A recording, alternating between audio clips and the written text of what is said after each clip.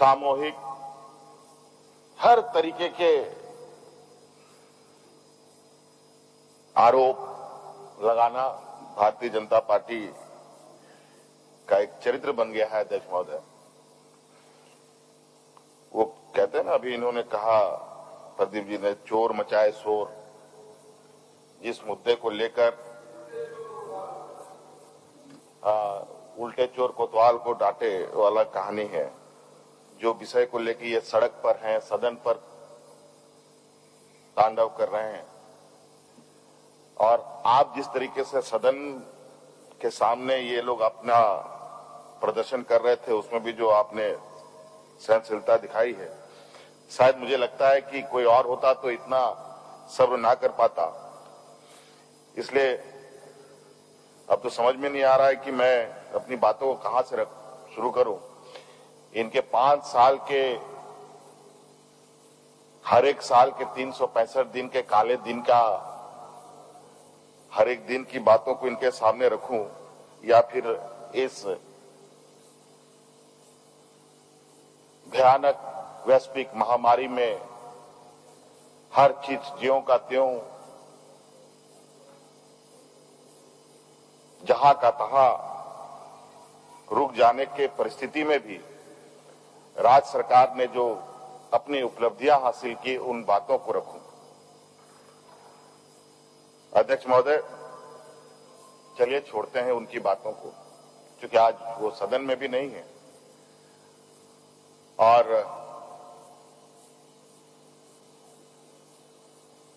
जवाब तो जनता ही देती है, ना पार्टी देता है, ना दल देता है, ना व्यक्ति देता है। हाँ, ये जरूर है कि सत्ता लोभ में कुछ लोग, कुछ दल इस तरीके से आ जाते हैं कि सत्ता से बाहर रहने की स्थिति में उनकी स्थिति ऐसी हो जाती है मानो मछली को पानी से बाहर निकाल दिया गया, और इनकी तड़प इतनी बढ़ जाती है, इन के इन प्रकार इन सरकार में आने की कोशिश करते हैं। पूरा देश गवाह रहा है भारतीय जनता पार्टी के सरकार में आने के तौर तरीके।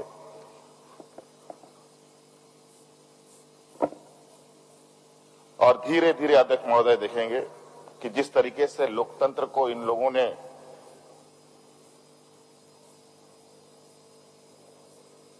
तार-तार करने का प्रयास किया है, इसी क्रम में अब लोकतंत्र में जो सबसे बड़ी ताकत जनता के हाथ में है, वो अपनी ताकतों का उपयोग करते करते इनको भी सबक सिखाने में लगी है। ताजा अभी हाल के बंगाल चुनाव को आपने देखा होगा अध्यक्ष महोदय। बंगाल चुनाव किसी देश में हो रहा था अध्यक्ष महोदय, लेकिन ऐसा लग रहा था अध्यक्ष महोदय कि भारत पाकिस्तान की लड़ाई हो रही है। लेकिन परिणाम क्या हुआ अध्यक्ष महोदय? परिणाम आने के बाद भी स्थिति देखिए अध्यक्ष महोदय कि हार बर्दाश्त नहीं है।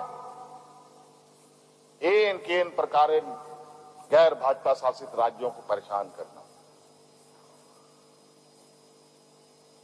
आज सदन पर मुझे भी उसकी जानकारी मिली अध्यक्ष महोदय, माननीय चंदन क्यारी विधायक अपने समाज के आड़ में किस तरीके से सदन पर सवाल खड़ा कर रहे हैं। रो रहे थे कि घड़ियाली आंसू रो रहे थे, ये तो समझ से परे है, क्योंकि एक हफ्ते तक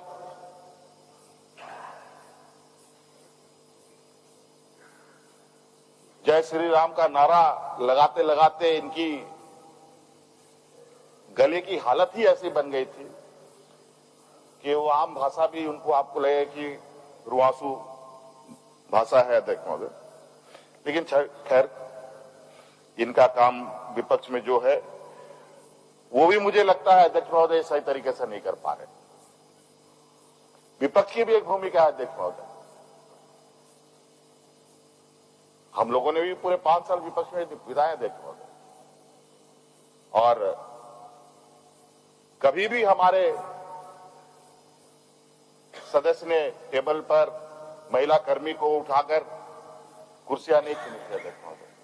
हाँ, ये बात जरूर है कि सदन की गरिमा बचाने के लिए कभी कुछ गलतियां हमारे दल से हुई हो, विपक्ष की तरफ से हुई हो उस समय अध्यक्ष महोदय, तो हमारे विधायक सस्पेंड भी हुए अध्यक्ष महोदय।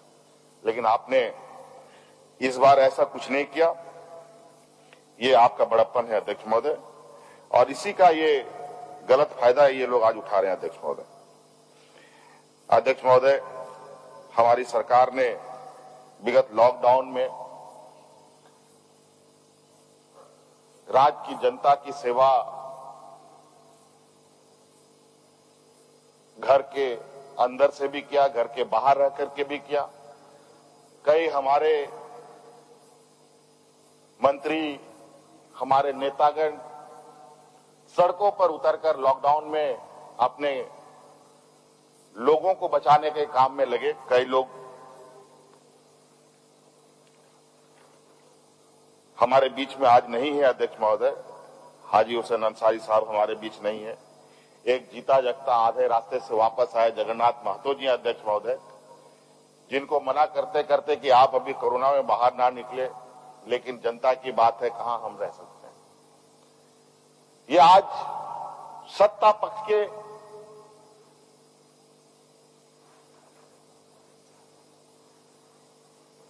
विगत लॉकडाउन के कार्यकलापों को कोई आसानी से नहीं भूल सकता अध्यक्ष महोदय। चाहे राज्य की जनता के साथ खड़ा होने की बात हो, चाहे हमारे मजदूरों को देश विदेशों से लाने की बात हो, घर बैठे खाना खिलाने की बात हो, और वो भी सीमित संसाधनों में अध्यक्ष महोदय, कोई जान की परवाह किए बगैर हर एक लोग कहीं ना कहीं लोगों की सेवा में लगे रहे। इसी क्रम में ग्रामीण, चूंकि हमारा गरीब राज्य है अध्यक्ष महोदय, पिछड़ा राज्य है, वैसे तो कहने के लिए हम सोने की चिड़िया हैं, खनिज संपदाओं से भरपूर हैं। आपको पता ही है केंद्र सरकार के पास राज्य सरकार की कितनी करोड़ों रुपया बकाया है, और आज के दिन में केंद्र सरकार देने के लिए किस तरीके से हाथ खींच रही है अध्यक्ष महोदय। ये थोड़ी देर पहले हमने थोड़ी सी बातें सदन को रखी है। ऐसे अनेकों विषय है अध्यक्ष महोदय, और दुर्भाग्य देखिए इस राज्य का अध्यक्ष महोदय, देश का सबसे पिछड़ा राज्य होने के बावजूद हमारे कंसोलिडेटेड फंड अकाउंट से भारत सरकार सीधे पैसे काट लेती है अध्यक्ष महोदय, जो असंवैधानिक है अध्यक्ष महोदय। उस खाते में जो पैसे आते हैं अध्यक्ष महोदय, भारत सरकार से जो हमें ग्रांट मिलता है अध्यक्ष महोदय, जो हमारा अधिकार है, और राज्य सरकार के द्वारा जो जमा पूंजी अर्जित किया जाता है, वो भी उसी खाते में जाता है अध्यक्ष महोदय। और उसमें सभी वर्गों के लिए, सभी क्षेत्रों के लिए क्षेत्रवार पैसे का आवंटन फिक्स्ड रहता है अध्यक्ष महोदय। हम दूसरे क्षेत्र में उन पैसों को खर्च नहीं कर सकते, लेकिन आज मात्र एक एग्रीमेंट से संविधान की उस ताकत को तार तार कर भारत सरकार हमारे उस कंसोलिडेटेड फंड से पैसे काट रही है अध्यक्ष महोदय। कभी 700 करोड़ रुपए, कभी 1000 करोड़ रुपया, सिर्फ सीसीएल को डीवीसी का बकाया देने के लिए, और जबकि सीसीएल के पास हमारा लाखों करोड़ रुपया बकाया। जब हम इस पर थोड़ा संज्ञान कसने की कोशिश करते हैं, तो केंद्र के कोई बड़े नेता आकर के थोड़ी सी हमें लालच दिखा करके, नहीं आगे बढ़िए, हम लोग साथ में है, कुछ चंद 150 करोड़ रुपए दे करके फिर अपना काम चालू करवा लेते हैं अध्यक्ष महोदय। तभी मैंने कहा था कि विपक्ष तैयार हो, हम तैयार हैं ऐसे कड़े निर्णय लेने के लिए अध्यक्ष महोदय, कि अगर हमने निर्णय लिया तो केंद्र सरकार अंधेरे में चला जाएगा अध्यक्ष महोदय। लेकिन हम ऐसे निर्णय नहीं लेते अध्यक्ष महोदय। हम 11-13 जैसे काला कानून राज्य में नहीं ला सकते अध्यक्ष महोदय। देश के अंदर जो किसान विरोधी कानून बने अध्यक्ष महोदय, वैसे कानून हम नहीं ला सकते, क्योंकि हम जिस वर्गों को प्रतिनिधित्व करते हैं अध्यक्ष महोदय, आदिवासी, दलित, पिछड़ा, अल्पसंख्यक, मजदूर, किसान, हमारे मुख्य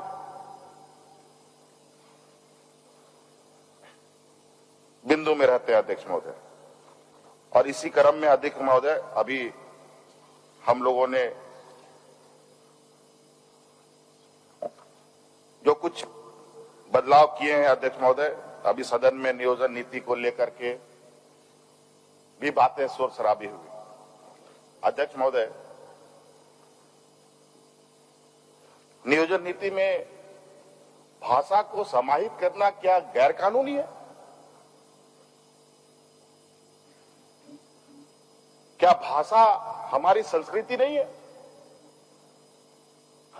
हम क्या भाषा को बढ़ावा हमें नहीं देना चाहिए? अगर ऐसी स्थिति रही अध्यक्ष महोदय जो पूर्व की सरकार में रही है, ना इन लोगों ने भाषा को संरक्षित किया, ना भाषा को बढ़ावा दिया अध्यक्ष महोदय। आगामी 20-30 वर्षों में जिस तरीके से आदिवासी यहां पर विलुप्त हो रहे हैं अध्यक्ष महोदय, जिस तरीके से खतियानधारी की लोगों की प्रतिशतें घट रही है अध्यक्ष महोदय, आने वाला समय में ये भाषाएं भी धीरे धीरे समाप्त हो जाएगी अध्यक्ष महोदय। भारत की भारतीयता का क्या माने अध्यक्ष महोदय? यही तो है, अनेकों भाषाओं का ये देश, यही तो हमारी एकता है, यही भारतीयता है। अगर हम भाषा को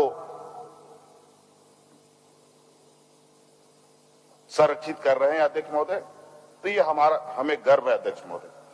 राज्य क्यों अलग हुआ अध्यक्ष महोदय? हमारे सभी साथी यहां मौजूद हैं। भाषा, संस्कृति, सभ्यता, जल जंगल जमीन, जल जंगल जमीन क्या है?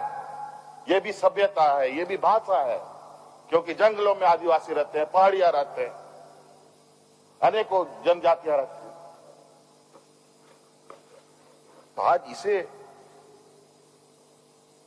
बचाना भी हमारा दायित्व है अध्यक्ष महोदय। और इसीलिए अलग राज्य के लिए जिन लोगों ने कुर्बानी दी अध्यक्ष महोदय, उन लोगों के सपने को साकार करने के लिए सरकार कटिबद्ध है अध्यक्ष महोदय, इस पर काम भी कर रही है अध्यक्ष महोदय। कई ऐसी चीजें हैं अध्यक्ष महोदय, इस वजह से आप उदाहरण के तौर पर देखिए अध्यक्ष महोदय, सरकारी योजनाएं हैं हमारी,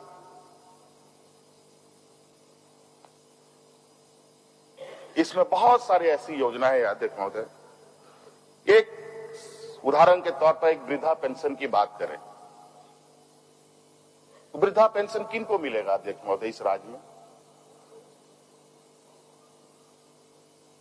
और हमारे ग्रामीण क्षेत्र के महिलाएं, अगर किसी की कोई महिला की बात करें, वृद्ध महिला किसी सरकारी अफसर के पास जाती है, उसे संथाली हो, मुंडारी के अलावा दूसरा कोई भाषा नहीं आता, तो ना वो पदाधिकारी की भाषा समझ पा रही है, ना वो पदाधिकारी उसकी भाषा समझ पा रहा। अगर सरकारी व्यवस्था में स्थानीय भाषा का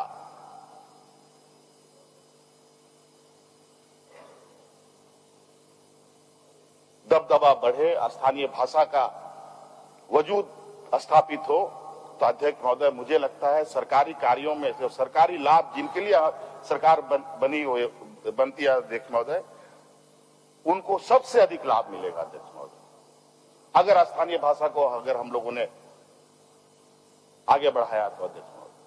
और यही वजह है इस राज्य में हमारे गरीब लोगों को सरकारी लाभों का सही लाभ इसलिए नहीं मिलता कि हमारी ये जो दूरियां है, भाषा संस्कृति की दूरियां, सरकारी व्यवस्था में ये बहुत बड़ी है अध्यक्ष महोदय। सरकार इसे कम करने की प्रयास कर रही है अध्यक्ष महोदय, और निश्चित रूप से आने वाला समय इस विषय पर हम बहुत बेहतर तरीके से आगे लोगों को लाभ दे पाएंगे अध्यक्ष महोदय। अध्यक्ष महोदय, इस तरीके से बहुत नियोजन नीति में 10वीं 12वीं को भी लेकर के काफी चर्चाएं कर रही है अध्यक्ष महोदय। हम हर संभव अध्यक्ष महोदय यहाँ के तरीके क्या होंगे, कैसे होंगे और ये कैसे सुनिश्चित होगा, ये सरकार के जहन में है अध्यक्ष महोदय। और इस सभी चीजों को ध्यान में रखते हुए हम अपनी कार्य योजनाओं को अंजाम तक दे रहे हैं अध्यक्ष महोदय। और आज यही वजह है कि आज आप ही के द्वारा इस सदन के माध्यम से ही निजी क्षेत्रों में 75% लोगों को आरक्षण देने का हम लोगों ने कानून को भी पारित किया है अध्यक्ष महोदय। बहुत सारी समस्याएं आएंगी इसमें, बहुत सारे अभी यहां से पारित होने के बावजूद भी शांति इस राज्य के जनमानस, यहाँ के गरीब, आदिवासी, दलित, पिछड़ों को मिलेगा, अल्पसंख्यकों को मिलेगा अध्यक्ष महोदय, इतना आसान नहीं है। इसके बाद भी लड़ाइयां लड़नी पड़ेंगी, क्योंकि इन वर्गों को अभी भी और ताकत इकट्ठा करने की आवश्यकता है। अभी आज शायद ये ताकत धीरे धीरे एकत्रित हो रहा है और आज यही वजह है कि भारत सरकार को भी देश के ओबीसी की ताकतों का एहसास होने लगा है अध्यक्ष महोदय।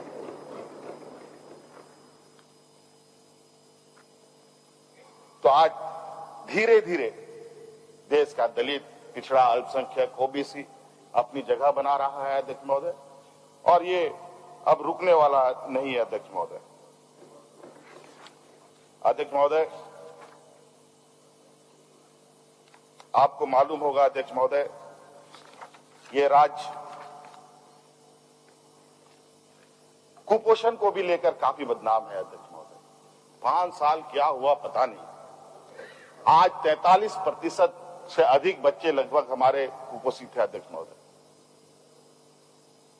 पिछला सरकार 3 अंडा देती थी खाने के लिए, लेकिन प्रतिशत में घटोतरी हुई होगी मुझे नहीं लगता, बल्कि और भी बढ़ा है। हमने अध्यक्ष महोदय व्यवस्था में व्याप्त भ्रष्टाचार के बीच में ऐतिहासिक निर्णय लेते हुए हमने कहा 1 अंडा चोरी होगा, 2 अंडा चोरी होगा, इसलिए हमने 6 अंडे बच्चे को खिलाने का निर्णय लिया अध्यक्ष महोदय। कम से कम उसको 4 अंडा तो हफ्ते में मिलेगा। मैं जानता हूं अध्यक्ष महोदय कि व्यवस्था तुरंत नहीं बदली जा सकती है, इसके लिए भी वक्त लगेगा। अगर तुरंत बदलने की कोशिश करने वाले लोग, आज देख लीजिए देश की स्थिति क्या है अध्यक्ष महोदय। देश की जनता को लोगों ने झाल बजाने के लिए छोड़ दिया अध्यक्ष महोदय। अब कोई काम नहीं, हिंदू, मुस्लिम, राम, रहीम, सिख, ईसाई यही करते रहो, भारत पाकिस्तान करो, दूसरा कोई काम नहीं। देश की अर्थव्यवस्था चौपट, देश के अंदर की स्थिति, आंतरिक स्थिति खराब, देश के बाहर भी देश की स्थिति खराब। इसलिए आज राज्यों को अपना अपना तरीके से अपने संसाधन जुटाने पड़ेंगे अध्यक्ष महोदय, अपनी व्यवस्थाएं खड़ी करनी होंगी अध्यक्ष महोदय। मौजूदा केंद्र सरकार कब राज्य सरकारों को हैंडीकैप्ड बना दे, अपंग कर दे, कोई भरोसा नहीं है अध्यक्ष महोदय। जिस तरीके से तुष्टीकरण मौजूदा केंद्र सरकार राज्य सरकारों के साथ कर रही है, गैर भाजपा शासित राज्यों के साथ कर रही है, वो भी ऐतिहासिक है अध्यक्ष महोदय। आज देख लीजिए जीएसटी का कंपनसेशन कितने राज्यों को सही समय पर मिल रहा है और पूरा मिलता हो अध्यक्ष महोदय। हर साल हमारे हक में कटौती, जबकि हमारे जैसे आदिवासी, दलित, पिछड़ा राज्यों में तो विशेष रूप से ध्यान देने की आवश्यकता थी अध्यक्ष महोदय, लेकिन ऐसा नहीं अध्यक्ष महोदय। इसलिए इस बार हम लोगों ने कई व्यवस्थाएं नई खड़ी करने का प्रयास किया है अध्यक्ष महोदय, जिसमें हम लोग अपने आर्थिक रूप से राज्य सरकार को अपने पैरों पर खड़ा करने का हम लोग निर्णय ले रहे हैं। साथ साथ में राज्य में अपने किसानों को, मजदूरों को कैसे अधिक से अधिक सहायता उपलब्ध हो सके। और इसी क्रम में अध्यक्ष महोदय केसीसी बहुत लाभ हम लोगों ने सुना। केसीसी में अध्यक्ष महोदय राज्य सरकार के लिए बहुत बड़ा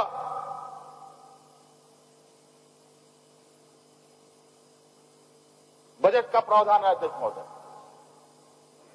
राज्य सरकार भी किसानों को पैसा देती है, लेकिन उसमें केंद्र सरकार अपना मुहर लगा करके अपना वाहवाही लेने का काम करती है। इस वजह से हम लोगों ने अपने राज्य के किसानों को बिरसा किसान का नाम दिया है अध्यक्ष। और इस बिरसा किसान जो हमारे हैं, इनको हम केसीसी जो देंगे अध्यक्ष महोदय, वो 5 लाख नए किसानों को जोड़ने का निर्णय लिया गया है अध्यक्ष महोदय, जिसमें 2 लाख लोगों को हम लोग बिरसा किसानों को केसीसी कार्ड हम लोग दे चुके हैं अध्यक्ष महोदय। अध्यक्ष महोदय,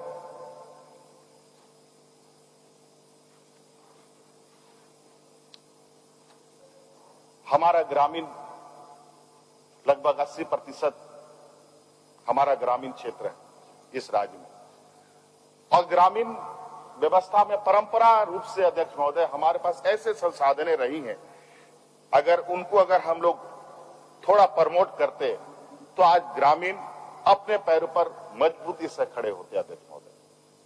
आज हमारे ग्रामीण क्षेत्रों में कई ऐसा वन उपज व्यवस्थाएं हैं अध्यक्ष महोदय, जिसके माध्यम से आज हम अपने ग्रामीण क्षेत्र के लोगों को अपने पैरों पे खड़ा कर सकते थे अध्यक्ष महोदय। आपको पता है कि रेशम के उद्योग में, रेशम उत्पादन में देश का अव्वल नंबर ये राज्य है। ला के उत्पादन में हम देश में अव्वल हैं अध्यक्ष महोदय। हमारा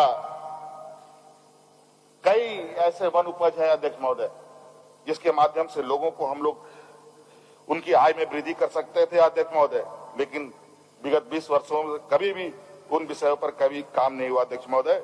इस बार एक बड़ा फेडरेशन के माध्यम से अध्यक्ष महोदय सिद्धू कानू कृषि एवं वन उत्पाद महासंघ निर्माण किया जा चुका है अध्यक्ष महोदय। उसके माध्यम से ग्रामीण क्षेत्रों की आय को बढ़ाया जाएगा अध्यक्ष महोदय। उसी प्रकार अध्यक्ष महोदय मौजूदा कृषि व्यवस्था में नए नए आयाम जुड़ रहे हैं अध्यक्ष महोदय। इसमें किसानों को वर्तमान परिस्थिति में नए आयामों के साथ जोड़ने के लिए देश दुनिया में किसानों की क्या प्रगति हो रही है, कैसे नए उपकरणों के साथ आगे काम कर रहे हैं, उन सब का प्रशिक्षण देने के लिए अध्यक्ष महोदय इस राज्य में 100 किसान पाठशाला का निर्माण काम आगे बढ़ रहा है अध्यक्ष महोदय, जिससे किसान समय समय पर परिवर्तन हो रहे किसानों के बीच व्यवस्थाएं को बेहतर तरीके से समझ पाएंगे अध्यक्ष महोदय। इस बार बिजली की व्यवस्था को लेकर काफी लोगों का सवाल आता रहा है अध्यक्ष महोदय। मुझे खुशी है आज इस सदन में पिछला बार कई माननीय सदस्यों का, पक्ष की तरफ से भी विपक्ष की तरफ से भी, ग्रामीण क्षेत्रों में ग्रामीणों को बिजली बिल को लेकर काफी सवाल आया था। आज एक भी सवाल मुझे लगता है बिजली बिल को लेकर नहीं आई है अध्यक्ष महोदय, और इसका मात्र यही है अध्यक्ष महोदय, सरकार का ऐतिहासिक निर्णय की वजह से अध्यक्ष महोदय, जो हम लोगों ने लोगों का जो विलंब शुल्क था उसको माफ करने का काम किया अध्यक्ष महोदय, जिससे लाखों लोगों को इसका लाभ प्राप्त हुआ अध्यक्ष महोदय। गिरिडीह में इसी क्रम में गिरिडीह को सोलर सिटी बनाने का निर्णय लिया गया है अध्यक्ष महोदय। रांची के गेतल सूत में फ्लोटिंग सोलर पार्क बनाया जा रहा है अध्यक्ष महोदय। और बिजली के क्षेत्र में हम लोग लगातार, ये जादुई छड़ी नहीं है अध्यक्ष महोदय कि घुमाया सब बदल गया। आज इसी क्रम में इस लॉकडाउन के दौरान कहां कहां से पकड़ पकड़ करके कारीगरों को, मशीनों को ला करके इस क्षेत्र में काम किया जा रहा है, उसी का उपलब्ध है अध्यक्ष महोदय। अभी गढ़वा में भी हम लोगों ने सब स्टेशन का उद्घाटन किया है और अभी बहुत सारे उद्घाटन होने के कगार पर हैं अध्यक्ष महोदय। अध्यक्ष महोदय, ये सरकार राज्य के हर उन पहलुओं को काफी गंभीरता से लेती है, जो इस राज्य के लिए बहुत चिंता का विषय है। आपको याद होगा अध्यक्ष महोदय, आपको मालूम है, सभी को मालूम है कि इस राज्य में महिलाएं बहुत बड़े पैमाने पर गरीबी के लाचार व्यवस्था की वजह से, लाचार अवस्था में अपना जीवन यापन के लिए हड़िया दारू बेचती है। यह समाज के लिए बहुत बड़ा कलंक है। वो किस मजबूरी से करती होंगी, इसे चर्चा करने की आवश्यकता नहीं है अध्यक्ष महोदय। इसमें संवेदनाएं दिखाने की आवश्यकता है अध्यक्ष महोदय। और हम इस संकल्प के साथ काम कर रहे हैं अध्यक्ष महोदय। अगर कोरोना ना होता तो शायद इसका परिणाम कुछ और होता अध्यक्ष महोदय, लेकिन अभी भी हम इस संकल्प के साथ आगे बढ़े अध्यक्ष महोदय कि आज 12,000 महिलाओं को हड़िया दारू से छुड़ा करके हम लोगों ने मुख्य धारा में जोड़ने का काम किया है। और ये लगता छोटा है, लेकिन ये बहुत बड़ा समाज को बदलाव का दिशा देगा अध्यक्ष महोदय। कई ऐसे चीजें हैं अध्यक्ष महोदय। अभी उद्योग नीति भी हम लोगों ने लॉन्च किया अध्यक्ष महोदय। हम नहीं कहते कि हमने बहुत बड़ा तीर मारा है, और अभी बहुत सारे लोग इस आशय पे मजाक उड़ाने की कोशिश की।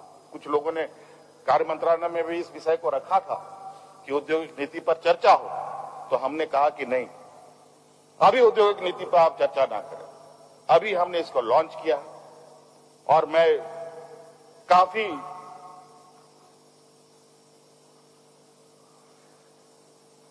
इस विषय पर, इस राज्य में उद्योग कैसे लगे, दिन रात इस विषय पर हमारी चिंताएं रहती है। तो हमने कहा कि कुछ वक्त दीजिए, और आज के दिन में, जिस दिन हमने लॉन्च किया उसमें उसी दिन 10,000 करोड़ का निवेश का प्रस्ताव भी हमें प्राप्त हुआ अध्यक्ष महोदय। और इसमें लगभग 20,000 प्रत्यक्ष रूप से और 1 लाख अप्रत्यक्ष रूप से लोगों को रोजगार भी मिलेगा अध्यक्ष महोदय। और इसी लक्ष्य के साथ हम काम कर रहे हैं कि उद्योग लगे तो यहाँ के लोगों को रोजगार मिले।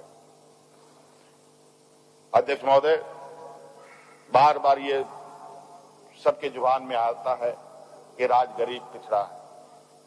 गरीब पिछड़ा तो है ही अध्यक्ष महोदय, लेकिन इतना गरीब है कि जिसका अंदाजा शायद इस राज्य के बाहर के लोग नहीं कर सकते हैं।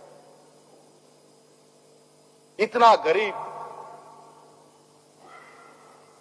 कि वो अपना शरीर, यहां अपना शरीर का तन भी ढक पाए, इतना भी उनके पास साधन नहीं होता था, नहीं है। हम जब सरकार में इससे पहले थे अध्यक्ष महोदय, जब हमारी सरकार थी, हमने गरीबों को धोती साड़ी उपलब्ध कराने का काम किया था। लेकिन वर्तमान अहंकारी सरकार ने, तत्कालीन अहंकारी सरकार ने उस योजना को बंद कर लोगों के तन से कपड़ा छीनने का काम किया अध्यक्ष महोदय। आज फिर से 10 रुपया में धोती साड़ी लुंगी योजना प्रारंभ की गई है अध्यक्ष महोदय। माननीय मंत्री ने उसका उद्घाटन भी किया है अध्यक्ष महोदय। आज देखिए लोगों के चेहरे पे कितनी खुशियां है अध्यक्ष महोदय। इसके अलावा अध्यक्ष महोदय, आपको पता है यहां पर राशन कार्ड बांटने की एक लिमिटेशन रही है अध्यक्ष महोदय, लेकिन इससे इतर हट करके इस राज्य में गरीबों की संख्या बहुत अधिक होने की वजह से राज्य सरकार ने अलग से अपने कंधे पर बोझ उठाकर इस राज्य के गरीबों को हरा कार्ड देकर के उन गरीबों को भी राशन देने का काम किया अध्यक्ष महोदय, जिनको आज तक राशन नहीं मिल पाया था अध्यक्ष महोदय। आपने तो देखा ही अध्यक्ष महोदय, क्षेत्रों में लोग आज इस विषय को लेकर कितने उत्साहित है। और इस तरीके से कई निर्णय अध्यक्ष महोदय हम लोगों ने काम किए। इस राज्य में वृद्धाओं को पेंशन देने का एक लिमिटेशन है, इतना से आप अधिक नहीं कर सकते। पोर्टल बंद हो जाएगा, वृद्धा बेचारा घूमता रहा, कितना बार एप्लीकेशन भरा हुआ, कितने बार ठगे गए होंगे, कितने दलालों को इन लोगों ने पैसे दिए होंगे, कोई नहीं जानता अध्यक्ष महोदय। आज हम इस दिशा में भी आगे बढ़ रहे हैं अध्यक्ष महोदय। बहुत जल्द इस राज्य में अब पेंशन का कोई लिमिटेशन नहीं होगा, जो अर्हता पूरा करेगा उसको पेंशन मिलेगा अध्यक्ष महोदय। सरकार का ये संकल्प है। इसके अलावा अध्यक्ष महोदय, हमारे पढ़े लिखे नौजवान की बात है, होनहार खिलाड़ियों की बात आप कहें। आपने देखा होगा अध्यक्ष महोदय, जब हम इससे पूर्व में सरकार में थे, उस समय भी हम लोगों ने खिलाड़ियों को आगे बढ़ावा देने का प्रयास किया था। कुछ खिलाड़ियों को नियुक्ति दी। इस बार भी दूसरी बार हम ही लोगों ने लगभग 39 खिलाड़ियों को सीधी नियुक्ति देने का काम किया। अध्यक्ष महोदय, ये अनवरत आगे चलेगा अध्यक्ष महोदय। और अभी कितने खिलाड़ियों को हम लोगों ने सम्मान दिया, जिन खिलाड़ियों ने वर्ल्ड कप में अपना हुनर का प्रदर्शन किया। अध्यक्ष महोदय, कई और खास तौर पर ऐसे बच्चे अध्यक्ष महोदय जिसके पास खाने का रोटी, खाने के लिए अनाज नहीं जुटता, ये लोग आज दुनिया में अपने आप अपना लोहा मनवा रहे हैं। अध्यक्ष महोदय, ये गौरव की बात है। आदिवासी, पिछड़ा, दलित वर्ग के ये बच्चे हैं। अध्यक्ष महोदय, यहां पर नौजवानों के लिए अध्यक्ष महोदय हमेशा चुनौतीपूर्ण रहा है। अभी आपने देखा होगा अध्यक्ष महोदय, जेपीएससी, झारखंड सर्विस कमीशन, इन सब में कितनी त्रुटियां रही है। राज्य अलग होने के बाद पहली बार जेपीएससी को हम लोगों ने नियमावली बना के दिया अध्यक्ष महोदय, और अभी इसका एग्जाम भी 19 या 20 तारीख को होने जा रहा है अध्यक्ष महोदय। और आप देखेंगे अध्यक्ष महोदय, अब जिस तरीके से हम लोग इस राज्य के विकास की नींव की स्थापना कर रहे हैं, चाहे आने वाला समय में कितने भी तूफान आ जाए, फिर इस राज्य का नींव नहीं हिल सकता अध्यक्ष महोदय, अगर ये हम लोगों ने सही तरीके से स्थापित किया। हर विभाग की नियमावली बन रहे हैं अध्यक्ष महोदय। हर विभाग में इतनी त्रुटियां, एक विभाग में 3, पुलिस विभाग में होमगार्ड का नियमावली अलग, जैप का नियमावली अलग, जगुआर के नियमावली अलग, सब वर्गों के विभागों के अलग अलग नियमावली। जबकि होना क्या चाहिए था, राज्य में नियुक्ति हो तो कार्मिक विभाग के निर्देशों पर नियुक्ति हो,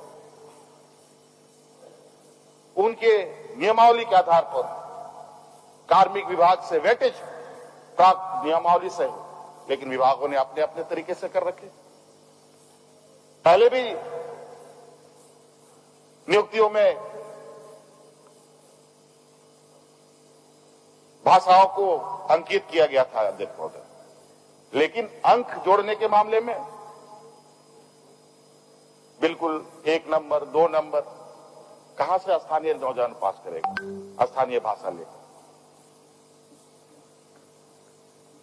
इसलिए अध्यक्ष महोदय, हमने पहले भी कहा है कि ये वर्ष नियुक्ति का वर्ष होगा, और इस विषय को लेकर हम लोग लगातार दिन रात इस विषय पर काम कर रहे हैं अध्यक्ष महोदय। और मुझे पूर्ण विश्वास है आज व्यवस्था इस काम में पूरी तरीके से तेजी से काम कर रही है अध्यक्ष महोदय। हर वर्ग, चाहे शिक्षक हो, कॉलेज का हो, स्कूल का हो, विभिन्न विभागों में अलग अलग रिक्त पड़े पद हो, उन सबको